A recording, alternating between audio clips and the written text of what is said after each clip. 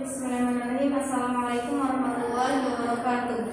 Waalaikumsalam warahmatullahi wabarakatuh. Sebelumnya, apakah suaranya jelas pakai masker? Tidak terdengar, Bu. Kalau begitu tidak apa-apa ya, Ibu izin membuka maskernya hanya di kelas ini saja. Ibu. Oke. Sebelumnya apa kabar semuanya? Alhamdulillah, luar biasa. Allahu Akbar. Alhamdulillah. Ibu absen dulu ya sebentar.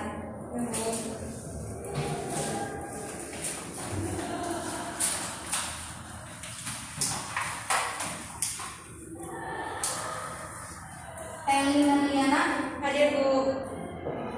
Maya Amelia Sari, hadir Bu. Rosa Amelia, Hadir, Bu. Sofia Agustin, Hadir, Bu. Isma Amelia, hadir Bu. Lendita Fauzia, Hadir, Bu. Hanifah Munajah, Hadir, Bu. Ayu Mila, Hadir, Bu. Sani Wandani, Hadir. Sakit, Bu. Siti Aisyah, tidak ada keterangan. Iya, Tidak ada Bu. Alhamdulillahirobbilalamin ya.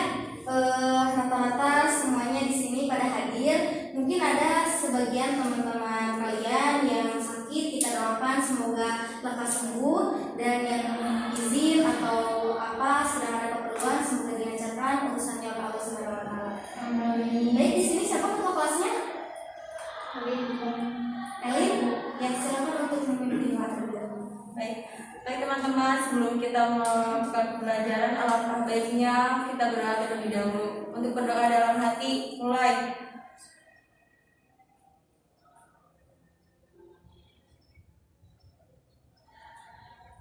Berdoa selesai. Sebelum kita mulai ke pembelajaran, coba rapihkan dulu tempat duduknya, lirik kanan kiri ke depan, takut ada sampah supaya nyaman, ya. Karena sedang pandemi, jangan terlalu berdempetan. Ya, bagus ya, rapikan diri enak. Oke, sebelum masuk ke pembelajaran, Ibu ingin cerita terlebih dahulu. Kita semua pasti sudah tidak asing lagi dengan sosial media ya, termasuk salah satunya adalah Instagram. Nah, kemarin malam Ibu sedang main Instagram dan tiba-tiba saja di beranda Ibu muncul pemberitaan tentang seorang yang kaya raya yang memiliki mobil termahal dunia, Lamborghini. Tetapi ada suatu hal yang mengejutkan yang tidak disukai tetangganya, seperti pada malam tadi dia itu menyalakan mobilnya dengan sangat keras, jadi sengaja gitu ya dikeluarin suaranya supaya keras. Itu terjadinya malam-malam sehingga tetangga di sana itu merasa terganggu, merasa tidak enak. Nah, yang seperti itu apa sih maksudnya gitu kan ya, malam-malam menyalakan mobil sampai segitunya, sampai menunggu orang, sampai ditegur. Terus membaca komentarnya ya, bagaimana sih reaksi orang-orang selain dari orang sekitar sana. Ternyata mereka ada yang bilang seperti ini, orang yang kaya harta belum pasti dia kaya dengan etika, belum pasti dia kaya dengan adab. Karena buktinya dia orang kaya, orang yang memiliki Lamborghini kaya atau tidak? Kaya. Memiliki etika? Belum tentu ya. Maka dari itu kita khususnya sebagai orang-orang terpelajar, kita itu mesti mempelajari bagaimana caranya menjadi suri tauladan bagi kawan-kawan kita, bagi keluarga kita, dan orang sekitar kita. Nah, ini menyambung pada pembelajaran kita hari ini dan minggu yang lalu. Minggu yang lalu masih ingat tentang apa? Tentang akhlak terpuji dan tercela ya. Nah, intinya kemarin minggu itu kita bercerita dan mempelajari seputar tentang akhlak. Akhlak itu yang kita ketahui kan dibagi dua ya, ada akhlak terpuji dan akhlak tercela. Nah, untuk minggu ini Ibu hanya akan memfokuskan tentang akhlak terpuji.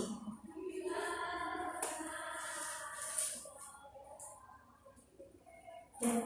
Akhlak terpuji itu memiliki induk-induk akhlak terpuji.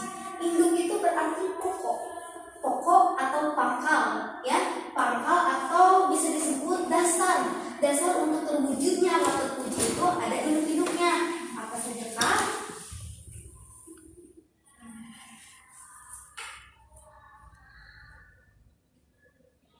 Induk-induk akhlak terpuji ini terbagi menjadi 4. Ada hikmah, ada syaja'ah, ada ifah dan adalah. Oke, sebelumnya Ibu ingin bertanya dulu, apa yang dimaksud dengan akhlak terpuji? Akhlak yang baik-baik. Akhlak yang Baik-baik. tuh, siapa lagi? Ayo, apa itu akhlak terpuji? Minggu kemarin kita sudah membahas tentang akhlak terpuji. Akhlak yang disukai Akhlak yang disukai oleh orang lain. Oke, betul ya. Tadi teman Anda sempat meminta namanya dengan Maya. Itu benar ya. Pokoknya akhlak yang memang itu dipandang positif oleh orang lain dan baik bagi dirinya sendiri. Akhlak terpuji itu kata lainnya adalah mudah. Nah, setiap muslim itu wajib memiliki akhlak terpuji.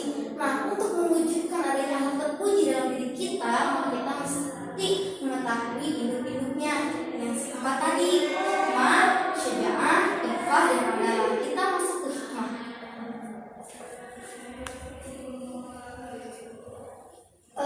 Saudari Rosa, coba bacakan apa itu komandan. Baik, Bu. Secara bahasa, hikmah artinya kebijaksanaan atau pikiran yang bagus, filsafat, kenabian dalam sifatnya itu, Bu. Terhadap itu.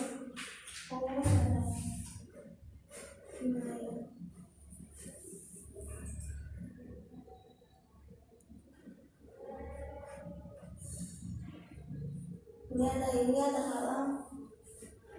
Berapa?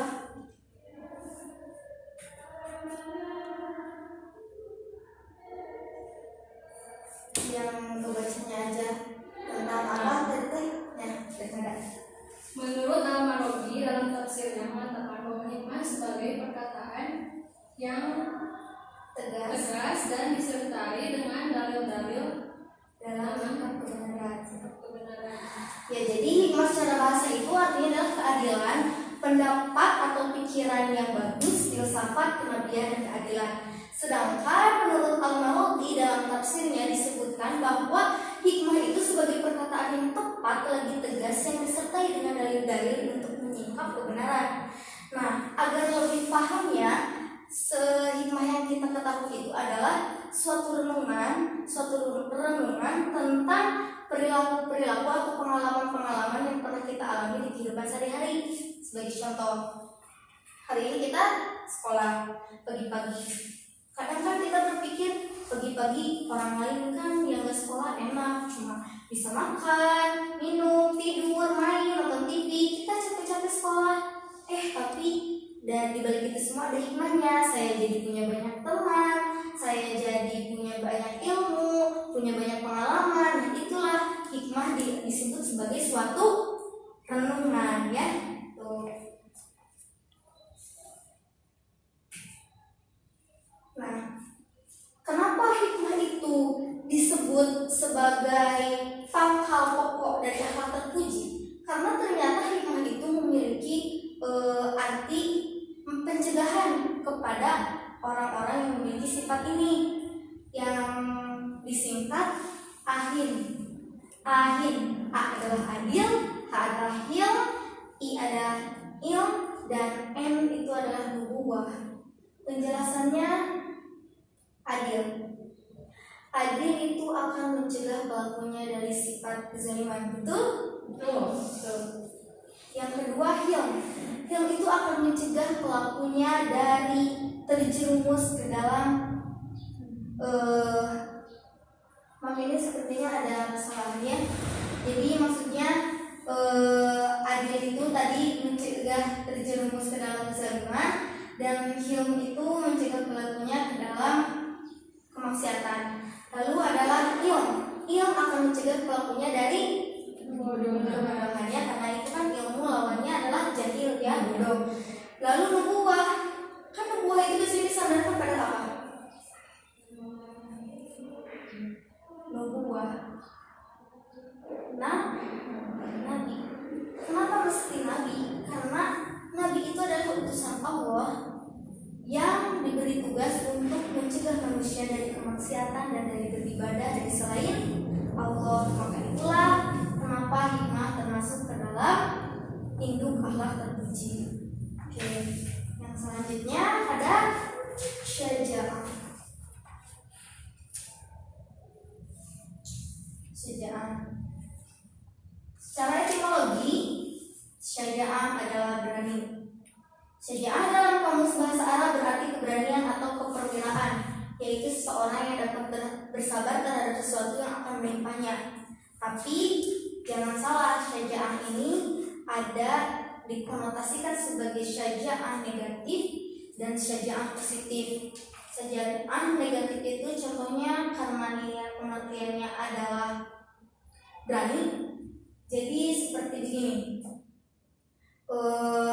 berani karena aku berani melawan guru, berani melawan orang tua, berani berkelahi di sekolah, berani berkelahi di mana saja, berani menyalahkan orang lain tanpa sebab. Itu berarti konotasinya negatif atau positif? Negatif. Nah, sedangkan syaja'ah yang positif itu seperti ini: berani dalam berkata jujur, berani dalam menyimpan kebenaran, berani dalam menghadapi segala sesuatu yang akan terjadi. Nah, itu namanya syaja'ah positif. Nah, jadi awas ya, kalau misalnya tentara Israel dengan berani menyerang Palestina, apakah itu termasuk ke dalam syaja'ah negatif atau positif? Negatif. Kenapa alasannya? Ya, karena menjajah ya. Oke, yang selanjutnya, kalau seseorang yang disuruh untuk berbohong tetapi dia tidak mau dan dia terus berani mengeluarkan pendapatnya bahwa bohong itu adalah dosa, nah itu merupakan syaja'ah positif atau negatif? Positif, Bu. Positif. Kenapa alasannya? Karena berani berjujur. Jadi kalian sudah bisa membedakan ya mana yang negatif dan yang positif. Nah, syaja'ah ini terbagi menjadi dua, bukan positif negatif lagi. Ini maksudnya ke positif, yaitu syaja'ah harbiyah dan nafsiyah. Syaja'ah harbiyah itu adalah syaja'ah atau keberanian atau keperwiraan yang dapat terlihat secara fisik. Contohnya apa? Berani secara positif tapi terlihat secara fisik. Perang, tapi perang dalam kebenaran. Seperti kita dulu pernah berjajah, pernah ya. Pahlawan kita ikut berjuang, ikut berperang, mereka berani. Itu namanya syaja'ah harbiyah. Terlihat fisiknya mereka berperang dengan mengguncing dan lainnya. Lalu ada syaja'ah nafsiyah. Syaja'ah nafsiyah itu syaja'ah yang tidak terlihat secara fisik. Seperti tadi, misalnya keberanian untuk menghadapi segala macam masalah yang akan terjadi di kemudian hari. Berani nih, kita sekolah belum apa-apa udah aku mah takut tugas. Nah, itu mah bukan syaja'ah ya, berarti udah kayak duluan. Nah, itu mah bukan syaja'ah. Kalau yang syaja'ah mah apapun yang terjadi pada saya berani untuk menghadapinya. Begitu ya, sudah dapat dipahami? Sudah boleh pahami, Bu.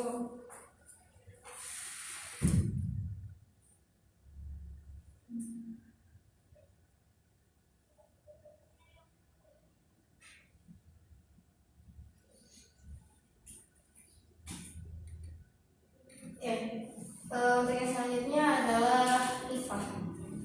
Sebelumnya itu yang di belakang tuh siapa? Risma. Kenapa ya kalian pucat? Lagi sakit? Belum sarapan. Oh, dari rumah emang suka jarang sarapan bagaimana? Enggak, tadi buru-buru. Oh, lain kali lebih ini lagi ya. Mungkin bangunnya tadi kesiangan ya Risma ya. Harus ini. Tapi semuanya di sini masih semangat kan? Masih ya. Oke, kita lanjut ke materi yang ketiga, yaitu IPA. Secara etimologis, IPA itu bentuk masdar dari apa yang IPA, yang berarti kesucian tubuh. Atau secara terminologi, IPA itu adalah menjaga diri dari segala sesuatu yang dapat menodai, menjatuhkan dan menghancurkan harga diri kita. Nah, ini penting bagi kalian karena kaum perempuan ya, dimana nanti ketika kita sudah mengenal lawan jenis, sudah ada ketertarikan, jangan sampai rasa suka kita kepada mereka bisa menjatuhkan harga diri kita. Nah, ini penting karena berdasarkan buku yang ibu baca atau mungkin kalian semua pernah membacanya ya, bahwa IFA ini adalah induk akhlak terpuji yang nilainya paling tinggi. Karena ketika kita sudah bisa membebaskan atau melindungi diri dari hal-hal yang dapat menjatuhkan harga diri kita, akhlak-akhlak terpuji yang lain juga pasti akan tumbuh dengan sendirinya. Nah, itu adalah kelebihan dari IFA. IFA itu terbagi menjadi 4. Ada IFA panca indera. Seperti apa? Menjaga pandangan ya. Kita jangan suka melihat aurat orang lain, apalagi kepada lawan jenis. Lalu ada IFA jasad, sudah pasti baju kita harus bersih, suci. Yang selanjutnya IFA dari memakan harta orang lain. Jadi, nah di sini kita harus bisa membedakan mana harta yang mahal untuk kita, mana yang tidak. Yang selanjutnya adalah IFA lisan. IFA lisan kesucian dalam berkata atau berbicara ya. Oke, singkat saja ya. Yang selanjutnya adalah itu adalah adil. Adil itu adalah wad'u syai'in ala mahalli, yang artinya menempatkan sesuatu pada tempatnya. Sudah ada yang pernah mendengar pengertian ini, menempatkan sesuatu pada tempatnya? Sudah ya. Contoh nih, si bapak poligami, contoh poligami, yang satu punya anak, yang satu enggak istrinya. Sama yang punya anak dikasih per bulan 1 juta, kepada yang tidak punya anak dikasih 500.000. Adil atau tidak? Adil. Kenapa? Karena tidak bersaing itu kan pintar, udah ya, udah dianggap paham. Oke, sepertinya sudah selesai ya, karena cuma ada 4 pembahasan. Nah, berhubung tadi ibu terus yang menjelaskan, sekarang kita masuk ke diskusi kelompok. Kita dibagi menjadi 2 bagian saja ya. Biar cepat, ini sama ibu aja apa sama kalian begitu kelompoknya? Sama ibu aja. Gak apa-apa ya? Oke. Jajaran yang sini, yang paling depan itu masuk kelompok 1. Dan jajaran yang belakang masuk kelompok 2. Silakan untuk bergerak. Oke, sekarang udah terbentuk kelompoknya ya. Tempat duduknya mana kelompok 1? Ibu. Oke, kelompok 2? Ibu. Oke, perhatikan soalnya ya.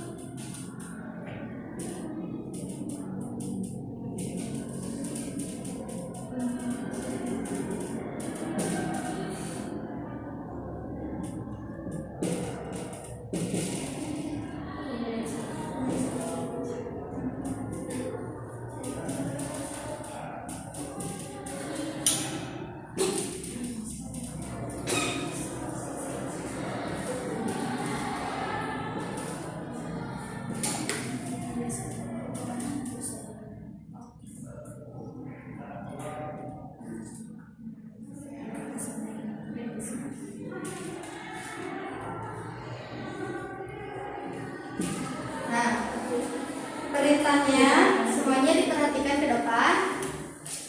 Untuk kelompok 1, kalian harus mencari tahu dan menjelaskan mengenai keutamaan sikap hikmah dan syaja'ah dan cara pembiasaannya. Untuk kelompok 2, keutamaan sikap ifah dan adalah dan cara pembiasaannya. Jadi nanti kalian bersama kelompoknya silahkan diskusi, boleh memakai referensi dari buku ataupun internet mengenai perintah yang ada di sini. Silahkan untuk didiskusikan. Apabila ada pendapat dari teman-teman kalian satu kelompok, silahkan boleh ditampung. Nanti selesai itu tiap kelompok akan presentasi di tempat lalu akan ditanggapi oleh kelompok lain. Begitupun seterusnya. Ada yang ingin dipertanyakan dulu? Ya, bertanya Bu. Ya, silakan. Untuk mempresentasikannya kita semua presentasi gitu ya ke satu kelompok atau perwakilan saja? Perwakilan saja. Baik, terima kasih Bu. Ya. Dapat dipahami ya? Dapat Bu. Oke, silakan untuk mulai diskusi.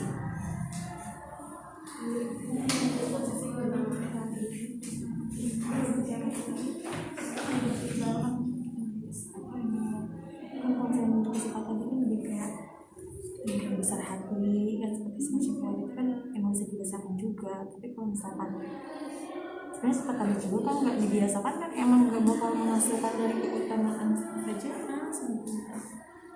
Yang ini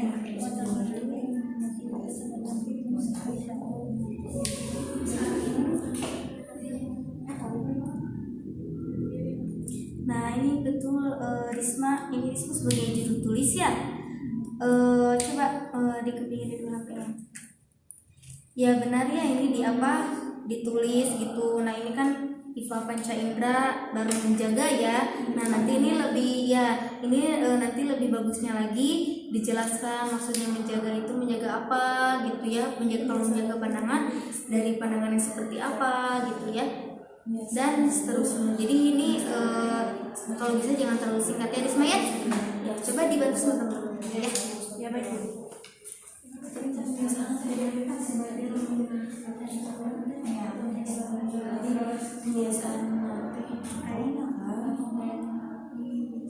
Oke, apakah sudah selesai diskusinya? Tunggu lagi Bu. Oh yes.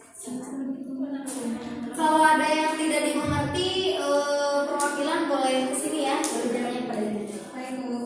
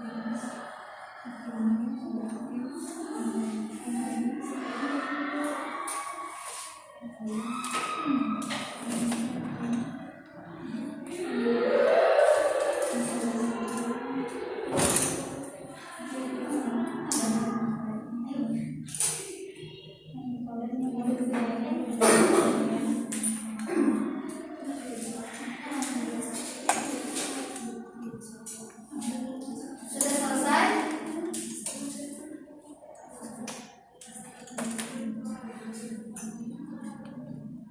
Kelompok 1 sudah selesai? Udah Bu. Kelompok 2 sudah selesai? Udah Bu. Sudah. Oke, kita mulai saja presentasinya ya. Baik Bu. Mau berurutan atau mau dikocok? Berurutan saja ya. Oke, kita mulai dari kelompok 1. Silakan perwakilannya berdiri.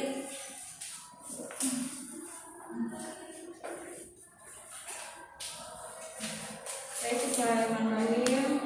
Saya di sini sebagai perwakilan dari kelompok 1 yang menjelaskan mengenai tadi dibicarakan oleh Ibu ya, mengenai keutamaan dari sikap hikmah dan juga cita jamaah beserta kebiasaannya. Kita lihat dari pengertian yang tadi dijelaskan saja bahwasanya hikmah itu adalah suatu renungan ya dan keseluruhan memanfaatkan ilmu suatu ruangan dan sungguhan memanfaatkan ilmu-ilmu dan peristiwa-peristiwa yang kita lakukan dalam kehidupan sehari-hari itu dilihat dari pengertiannya. Akan tapi kan kita lihat juga dari keutamaannya, seperti hal keutamaan itu bisa kita lakukan atau bisa kita contohkan dalam kehidupan sehari-hari. Dan biasanya semacam kita memiliki sifat optimis. Hal ini akan menjadikan sebuah keutamaan dari hal tersebut. Mengapa demikian? Kalau misalkan kita memiliki sikap jemuka, maksudnya kalau misalkan kita memiliki sikap yang optimis dalam melakukan suatu perbuatan atau mengambil keputusan dengan percaya diri, otomatis hikmah ini akan dapat kita lakukan dan akan tercapai juga perilaku tersebut. Akan tapi juga utamanya itu semua banyak ya, seperti halnya dijauhkan dari sifat yang munafik, terus disayang Allah itu udah pasti ya, karena yang namanya hikmah itu lebih ke pembiasaan mengambil apapun yang kita melakukan suatu perilaku atau perbuatan itu pasti kan ada sisi baik dan gak baiknya. Akan tapi kan hikmah itu lebih tepatnya mengambil sisi yang baiknya, seperti itu ya. Kalau dilihat keutamaan sih masih banyak, teman-teman juga bisa mencarinya dan nanti juga didiskusi ya. Selanjutnya yaitu keutamaan dari sikap saja'ah. Yang pertama yaitu ketenangan hati, kemampuan mengolah sesuatu dengan pikiran yang tenang. Tentunya pembiasaannya itu akan menimbulkan suatu perilaku yang orang tersebut itu akan memiliki jiwa yang besar, terus akan mempunyai sikap yang tabah, terus ketahanan dalam bersikap juga, akan memiliki sikap yang ataupun perilaku yang lebih tenang, tentunya seperti itu. Itu yang dapat kami sampaikan. Mungkin teman-teman yang lain mau bertanya mengenai yang tadi ya, jelaskan. Silakan kelompok kedua untuk menanggapi. Ya, perwakilan saja, silakan.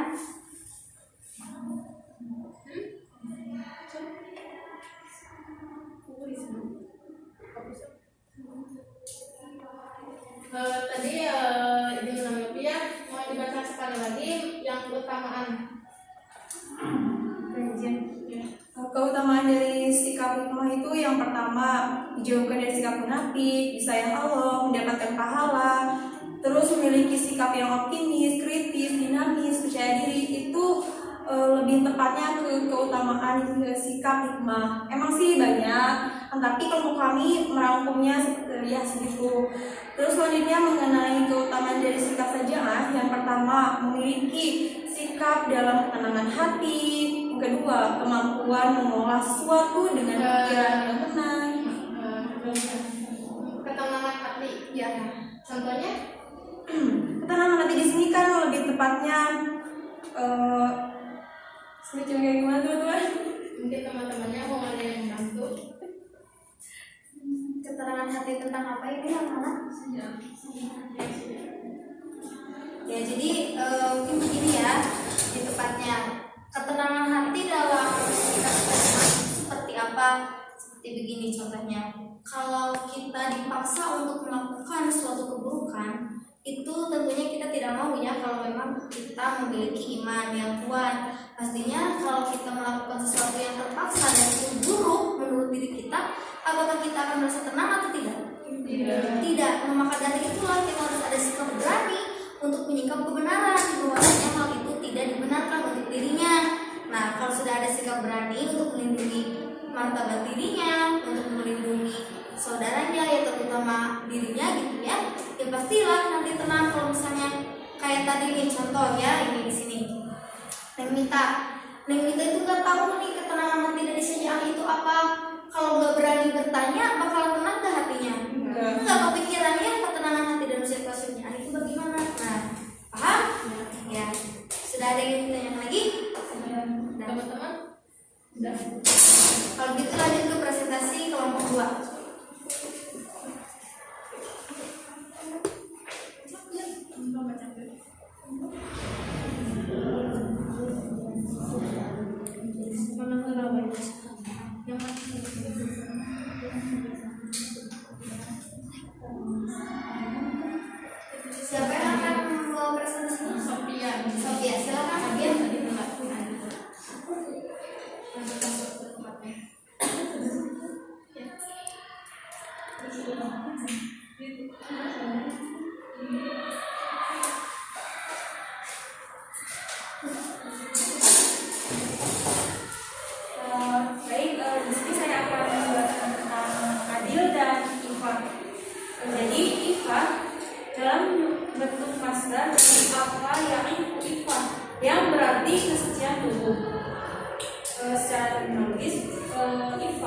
memelihara kehormatan diri dari segala tuduhan, fitnah, dan memelihara kehormatan.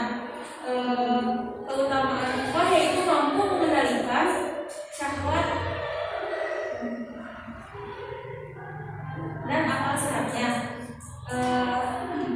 Iffah itu terbagi menjadi 4, yaitu iffah panca indera. Panca indera seperti menjaga diri dari pandangan lawan jenis.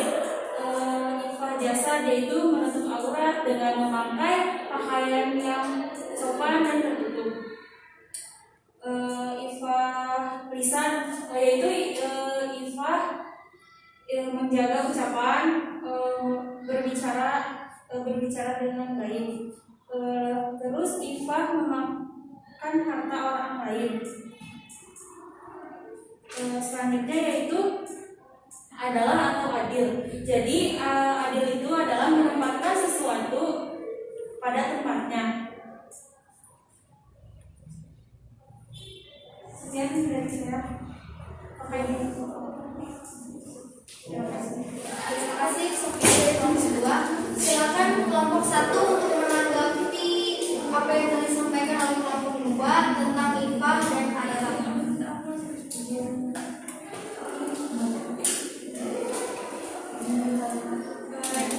Tadi apa disampaikan kan pengambilan dari adalah keutamaannya yang mana?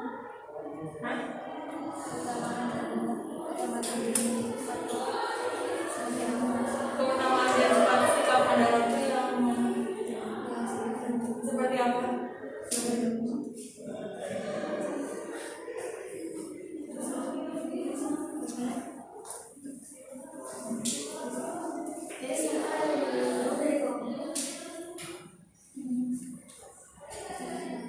Risma mungkin? Oke, begini saja ya. Jadi keutamaan dari sikap adil, sebenarnya keutamaan dari semua atau dari 4 hidup itu hampir sama ya, intinya dapat memberikan umpan balik yang baik bagi kita sebagai pelakunya ya. Contoh ketika kita adil terhadap diri sendiri. Nah, keutamaan atau umpan balik yang akan kita dapatkan, hidup kita akan menjadi lebih tenang, hidup kita akan menjadi lebih bahagia. Begitupun ketika kita adil terhadap orang lain, kita akan lebih disayangi orang lain, kita memiliki banyak saudara, banyak pertemanan, seperti itu. Ya, jadi intinya maupun dari hikmah sampai adalah sebenarnya keutamaannya itu tidak jauh dari itu saja sebenarnya ya, hanya mungkin lebih dispesifikkan lagi karena keempat induk akhlak terpuji ini sebenarnya saling berkaitan dan keempat-empatannya itu sangat penting ya. Sudah selesai ya? Ada yang ditanya lagi? Sudah. Nah, oke. Jadi kesimpulan pelajaran ini kita nggak usah betul aja ya, karena sebentar lagi kita akan bubar. Jadi intinya dalam membentuk akhlak terpuji dalam diri kita itu, maka di sini ada individu atau dasar atau pokok agar akhlak terpuji itu tertanam dalam diri kita, yaitu tadi apa? Hikmah. Yang kedua, yang ketiga, yang keempat adalah. Ya. Nah, Ibu harap kalian semua dapat menerapkan keempat sikap ini dalam kehidupan sehari-hari, dan yang paling penting adalah konsisten atau istiqomah ya. Oke, Ibu rasa pembelajaran hari ini sudah cukup ya. Erin sebagai ketua kelas silakan untuk menutup. Baik, teman-teman, sebelumnya kita mengakhiri pembelajaran pada hari ini dengan mengucapkan hamdalah bersama-sama, tetapi lebih baiknya kita berdoa juga supaya keluarnya kita nantinya terus selamat juga. Baik, kita berdoa dalam hati, mulai.